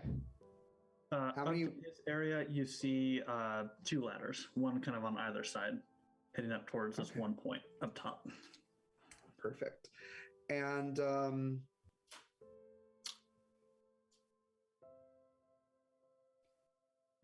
I'm going to go ahead and take the ladder that is facing the side that has the least amount of activity on it. Okay, easy enough. And as you're doing that and maneuvering your way to go get that ladder, you see Laney as she's kind of looking at some of the support posts that are holding up the scaffolding. And you see her as she's almost like eyeballing the stakes that are holding these posts together. And she comes towards you and just...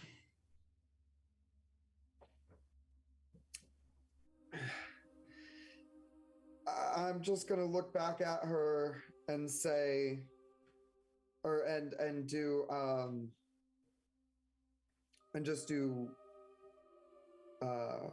one mark, 2 people.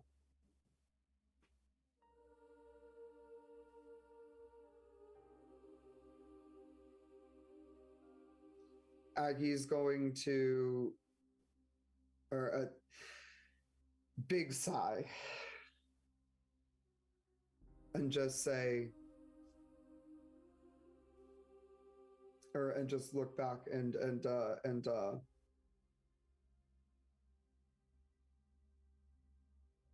how does one signal backup?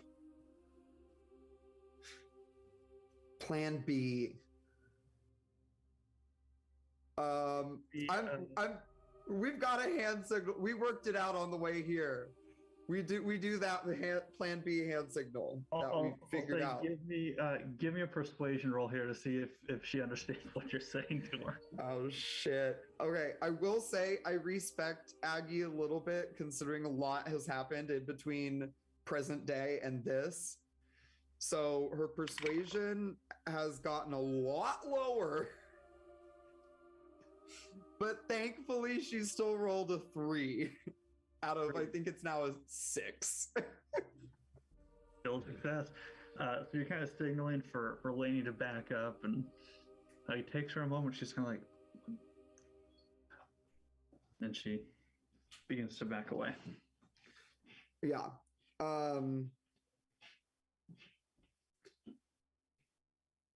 Yeah, and then she's gonna be like,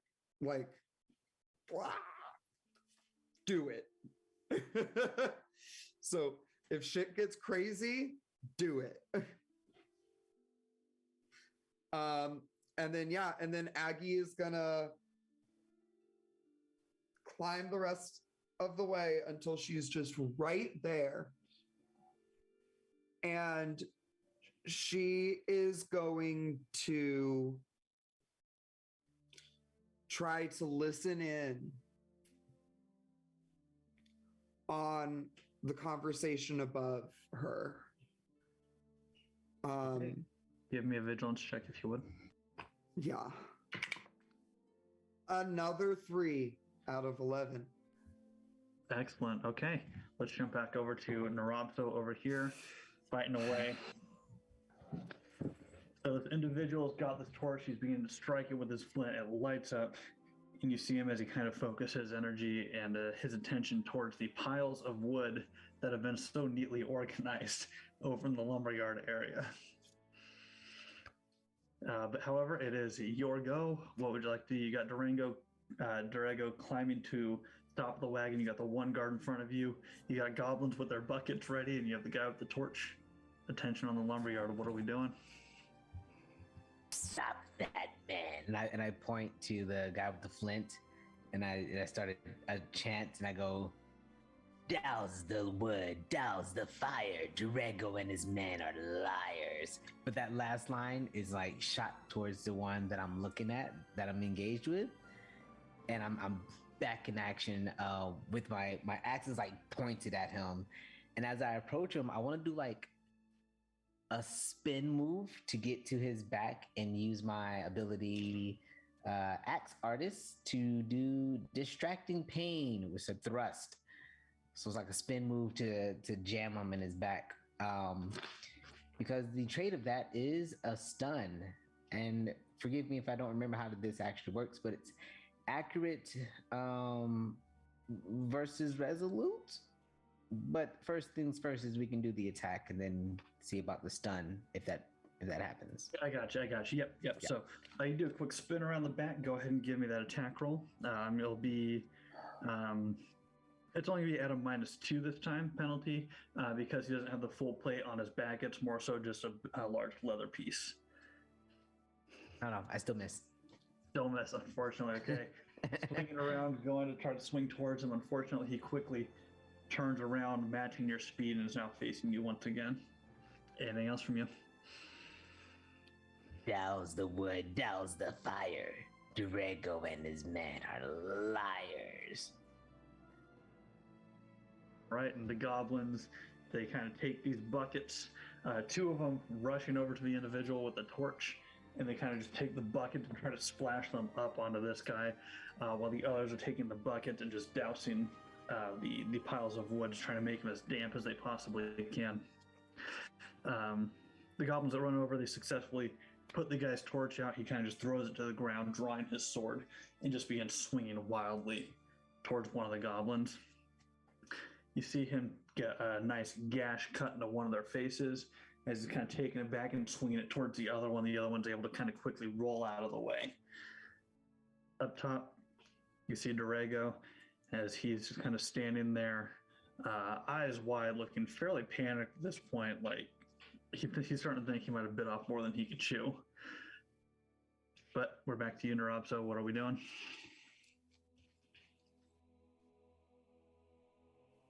The honorable thing, and I'm going to say, does the guard I'm engaged with get an attack? I forgot about the guard that you're engaged with. I know you did. Yeah, I did. I forgot about him. Yeah, no, he's swinging towards you. Thank you for that reminder. Give me a defense roll with a -3 penalty here. Well, that's too bad for you because I got an 8. 8 out of 15. Or you said minus. So 8 out of 12 still. Yeah, right. Yeah. So swinging his sword down towards you, you're quickly able to dodge out of the way of it once more. Now it's your go. Douse the wood, douse the fire. Durego and his men are liars. And I'm going for like an upward slash with my axe. Still using Distracting pain ability. Give me that attack roll. I got a 2. A 2. Excellent. So you get that slash going straight up. All right, so go ahead, and this Damage is the damage is a 6. 6 points of damage. Okay, perfect. Yeah. Thank you. And it was what versus Resolute? I think it's my accurate versus your that one's perfect. Resolute. Yep. So he doesn't have any modifiers for his Resolute, so it's just a straight accurate check for you. Okay. 9 out of 14. Is it my? Oh yeah, no modifiers. Yeah, 9 out of 14. Yep. So slashing up, cutting through his plate. What does it look like as you go in for the stunning blow here? So he thinks the blade is coming up, and instead I flip it around to jam him with the back of it, right in the middle of the chest again. All right. So, and with that stun, I get a free attack. Excellent. So that blade coming up, you see his eyes as they kind of widen right as the blade's passing right by his face, flipping it around, punching him right in the chest with the back part of the axe. You see your opportunity. Go for it. What are we doing? So as he's going back, I'm swinging it around and coming down. I'm not holding it with the other hand. It's like my left hand is pushing down my right hand to do a slash. So like this, it's theoretically stronger of an attack, but that's not like adding anything extra. That's just how it looks like that I'm doing. Yeah, gotcha. Go for it. Give me another accurate roll here. Still at a, you're coming down on his head, you said? No, I'm staying at the chest. Accurate rolls for a free attack? Or free attacks equals, do free attacks equals immediate damage, or you still got to roll to make sure? Oh, because it's a free attack. All right.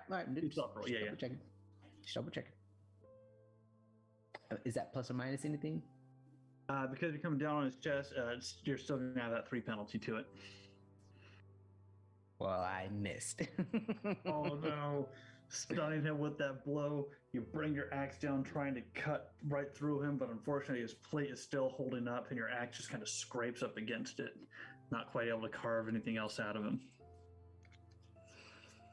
Anything else for your turn?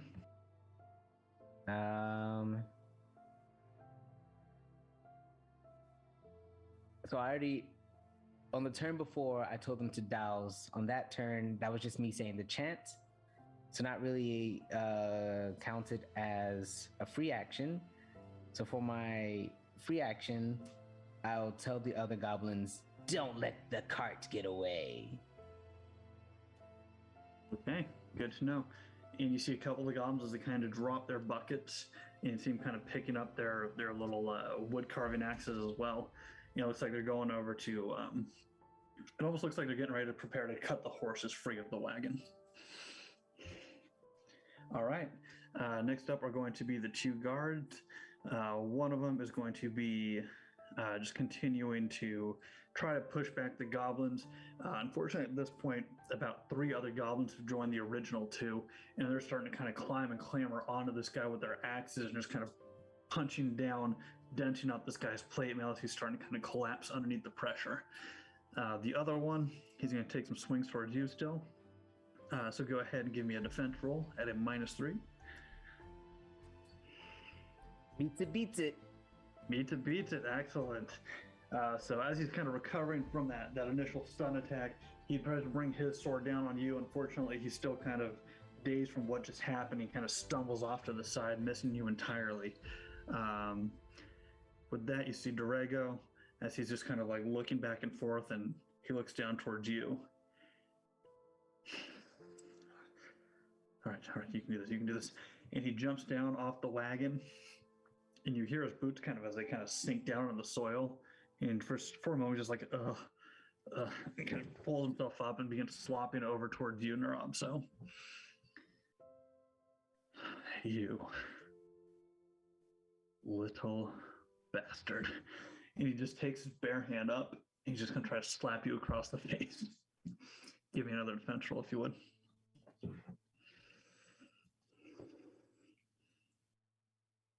I mean, Is there any plus or minuses from this dude? No, it's just a straight roll. 12 or 15. 12 15. So you're able to quickly dodge out of the way as his bare hand comes swinging over your head. And he's now standing down here with you.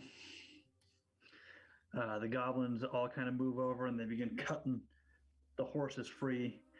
One of the horses just kind of hops the fences and just takes off, heading towards the Davokar forest. The other one's just kind of spinning in circles, trying to figure out what the hell's going on, since all these goblins are kind of rushing around it. It's looking a little overwhelmed, kind of freaking out at this point. But they are both cut free from the wagon currently. It is your go, Nrobso. I bring out my dagger in my left hand with my axe in my right. And I look at both of them and I go, "You show me some respect." And I use the axe to chop. This is my twin attack ability, using my axe in my right hand to chop the guy on his side again. And I mean, yeah, we'll do that attack for now, just so I can hear the results. And I'll save the second one later. No plus or minus, or? This one's still a -3 to it. But I got a 4. Oh, swing your axe through. You see where you got through that first time, burying your hatchet right in. Go ahead and roll that damage. That is 6. And how would you like to dispatch this guard here as you're burying your hatchet into his side? So as it's going over to his side, it kind of angles up, and I'm gonna say cleaves off his entire arm, just like, because I just went straight through everything with the strength of this tiny 4'2" goblin.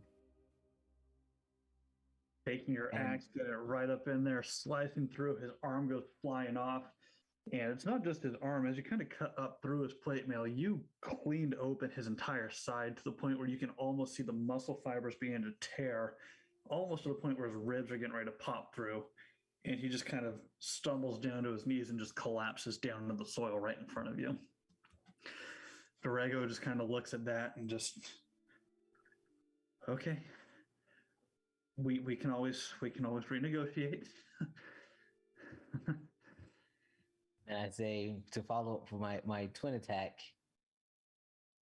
Now, how did you greet me earlier? I was sure you pointed, right? Show me that point again.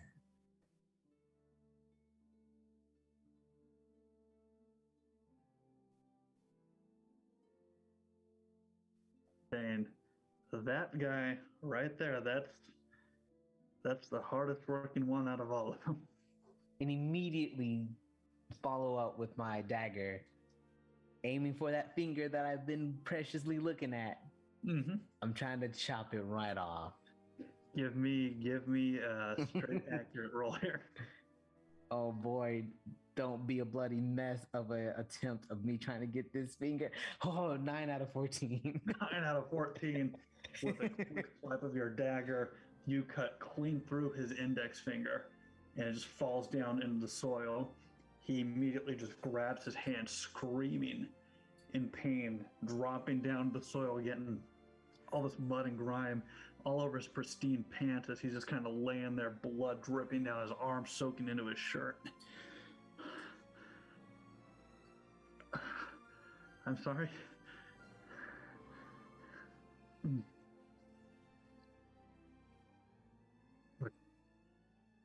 We'll leave. We'll go, please. Just no more. Yes, leaving. I pick up the finger. This I shall keep as a keepsake. You leave, and you never return to Carabinox. Leave my people entirely alone and out of your mouth, or else I'll come get the collection of the fingers. Whatever you say. Look, we're leaving now. Okay, keep the cart, keep the horse. Just let me and my remaining guard go. Is there a remaining guard? I look over. Is he still in one piece? He is down on the ground, and there are about 7 goblins just kind of jumping on top of him, stomping down into him. As you're kind of looking, you see that there is blood beginning to pool underneath his body. If you can manage to bring him back with you, he's yours to take. Keep him too. Keep him too. I will be on my way. And he kind of stumbles up to his feet and begins backing away.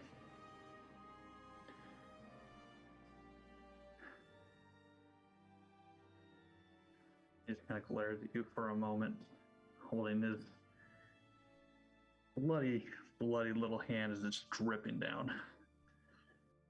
He just kind of shakes his head and turns and begins running off down the main road, heading towards Thistlehold.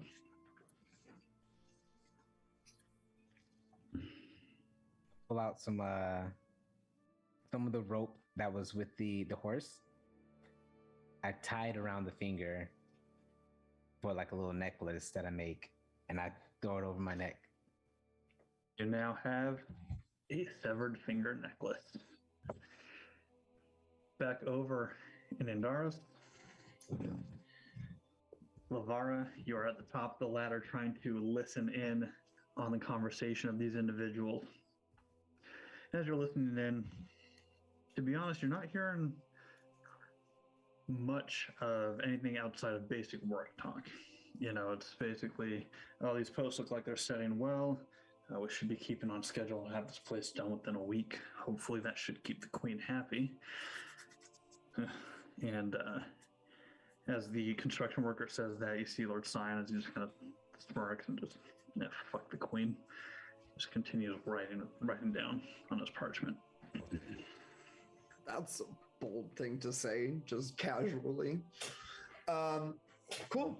And from these voices, can Aggie tell who is standing closer to her side of the ladder? Or the ladder on her side? It sounds like it's the regular construction worker, not Lord Sion.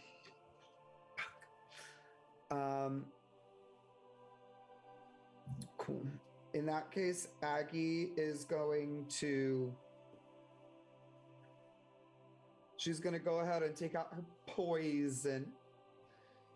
She's going to apply it to her dagger. Her favorite little stiletto dagger. And she's going to try to peer and up. Okay. Taking your poison stiletto dagger, trying to peer up. Give me a discreet roll if you would.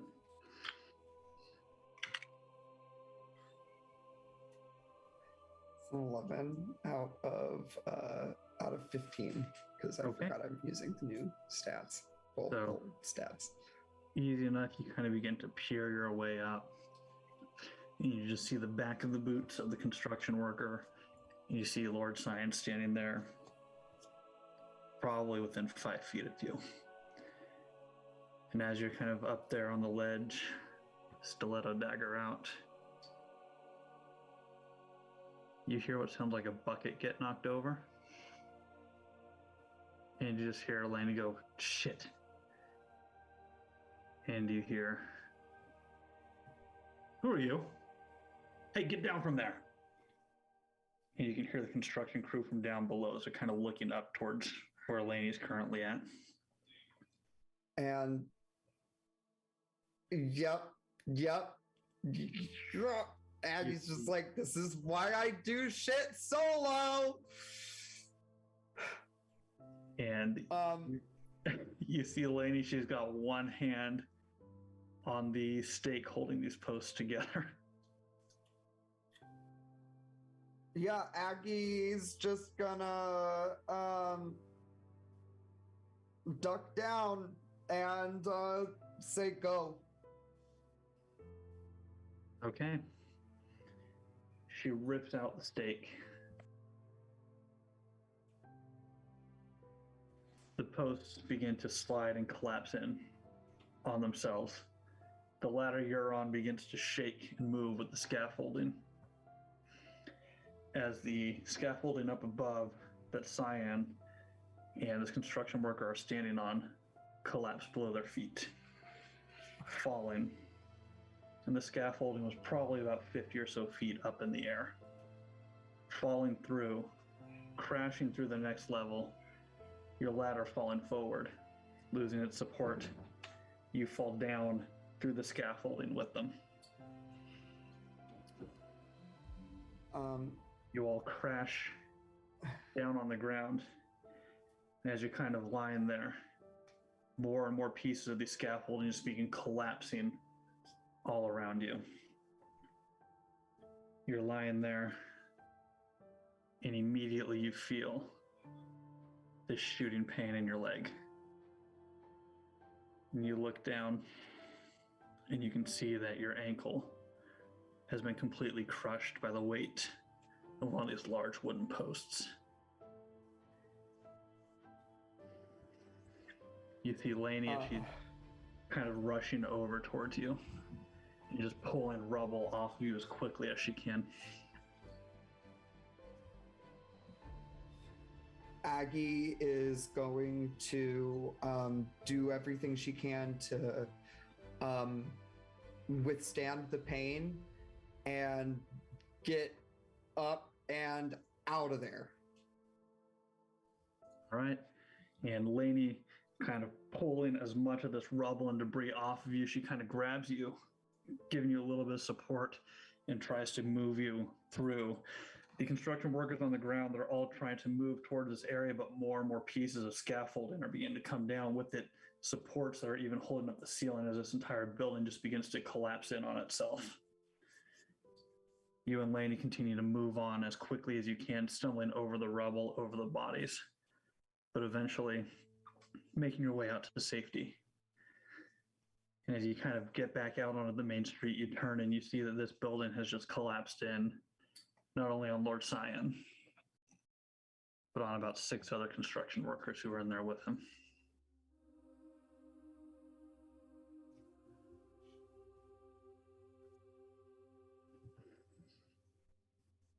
And Lainey just looks towards you. I didn't know it would do that much damage. We need to get out of here. We can discuss this later, but we need to get as far away from here as possible, as quickly as possible. Right. She kind of takes you and she pulls her hood up and she kind of helps you pull yours up as well. And the two of you begin limping off through the streets. Aggie's going to, now that she's like standing up on her own, Aggie's going to like shove her arm off of her, or sorry, the name I'm currently going by.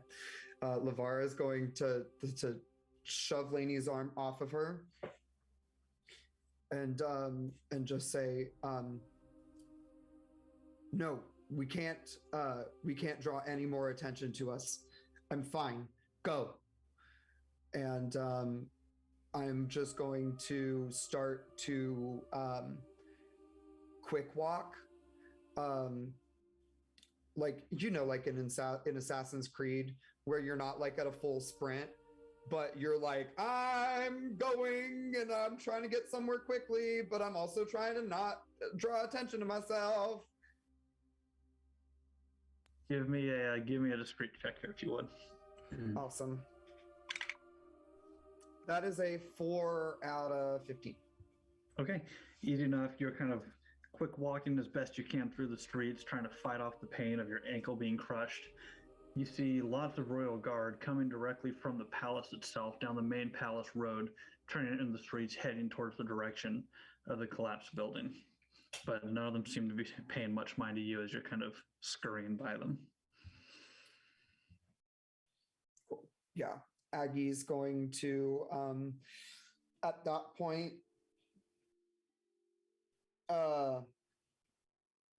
she's gonna so the way I'm imagining it, she's walking in front and Lainey is following a couple paces behind. And eventually she can't walk on that ankle anymore. It hurts too bad, and the adrenaline is running off or wearing off. And so she goes and she ducks into I'd say as soon as we're at like the next district over, she goes and she ducks into a street or alley that seems to have fewer people in it, and sits down and wishes she had taken those bandages that she was offered. All right, you can nestle back down into the city, trying to nurse your ankle as best you can here in the streets.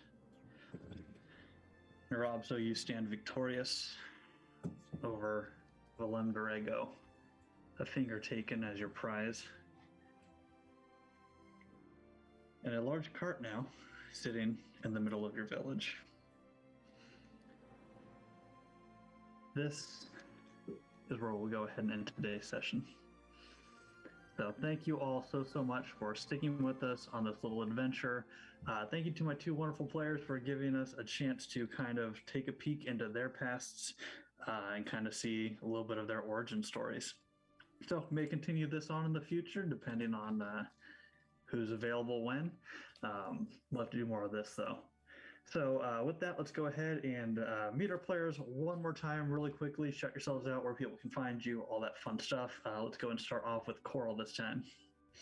Hi friends, Coral Reefer here. You can find me being queer on the internet at twitch.tv/queerventuretime or on Twitter posting stupid crap at QVentureTime because Queer Venture Time is too many characters. We're gonna probably pop in sometime tonight. We usually have a D&D game on Sundays, but just like Symbaroum, real life is real life, and how rude of it to do that. But we're gonna play some games tonight and hang out because that's what we do. Awesome. And we'll throw it over to our man in Ireland, Lee Royal. Hey everybody, I am Lee Royal on all social media at Royalty No Y. That's the word royal, the letter T, the word no, and then the letter Y. I am primarily on Twitter, Instagram, and TikTok. Currently right now for TikTok, I am like building up content. I got this whole thing in my brain to just like build up a lot of videos in my draft, and then either in May or June, just post them every day to try to be more consistent. And I'm doing this because I wanted to change my content. I am primarily a cosplayer at first on TikTok, but then I was like, I don't just do cosplay, and I don't want to get in the trap of only having to stick to that one thing. So I'm trying to do a variety of stuff and keeping it consistent and just continue to grow within social media. And yeah, if you are interested in watching me on Twitch, currently right now, because I'm overseas with my laptop, I am playing Far Cry 5, Fallout 76, and I'm curious to see if my system can manage to play Baldur's Gate 3 and stream at the same time. It kind of comes a little bit difficulty because like the computer is just like, this is too much. So, but we'll see what happens down the line. So yeah, check it out and stay tuned for more of Symbaroum. Awesome. And my name's Nate, your semi-friendly internet DMGM. You can find me on Instagram at dungeonmaster_discussions, where I post all kinds of nerdy shit. You can also catch me as the regular GM here on the initiative order for Symbaroum every other Sunday, 12 p.m. Pacific Standard Time. So thank you all so much again for joining us. Got some amazing projects in the works, so keep an eye on the initiative order socials. Lots of new upcoming streams, one-shots, all kinds of fun stuff in the works. And if any of you are interested, there should be a Discord link that's been floating around chat somewhere. We do have a Discord as well where we host monthly free-to-play community games. So if you're interested in checking out different TTRPG systems We've got a variety of game masters that run these systems for us. We try to do them every month, and they're completely free to play. Just pick which game you want to sign up for, and you're in. Simple as that. And we'll run them for you and have some fun, and you get to experience something new. Aside from that, I think that's everything we got going on. Massive shout out to my players once again. Sending some love to our missing players, Kelsey, Christine, and Keith. Love you all so much. I can't wait to have you back at the table. Until next time, everybody, stay safe, stay healthy, and we'll see you all in the next adventure. See you later.